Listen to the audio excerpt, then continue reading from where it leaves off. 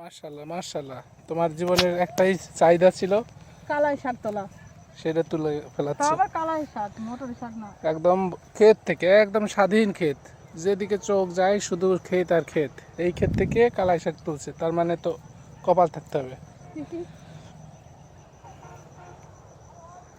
মাশাআল্লাহ, চোখের জ্যোতিও বেড়ে যাচ্ছে। হুম, এই যে পাশে গমের শীষ। আজকে আমি একদিনের জন্য গ্রামের বউ হয়ে গেলাম। ইনশাল্লাহ। সুন্দর না? হুম আমার যে কি শখ ছিল যে কালাই শাক তুলবো আমি, বুঝছো? হুম।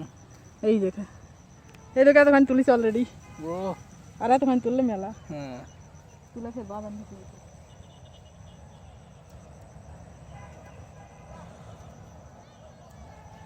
আমি শাক তুলতে পারি, পারমিশনটা যদি আগে পাইতাম না। তুমি শাক তুলতে পারো? সেই দেখে আবার দোকানদারের মতো তুলো না, যেন সব কিছুই কাজে লাগে সেরকম তুলো। নরম পস্ত দেখছো না?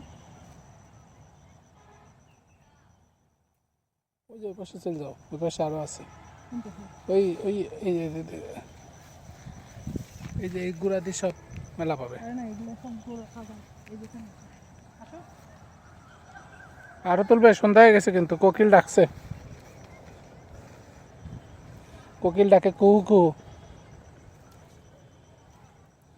হাই রে পরিবেশ রে, হাই রে পরিবেশ রে। সুন্দর তাই না? হুম জান ভরে যাচ্ছে।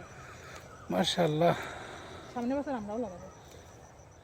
কি পরিবেশ! এই পরিবেশে না খেয়ে থাকলেও তো কলিজা ঠান্ডা হয়ে থাকে। একদিনের জন্য গ্রামের বউ হয়ে গেলাম। গাইস দেখেন, শাক তুলছি।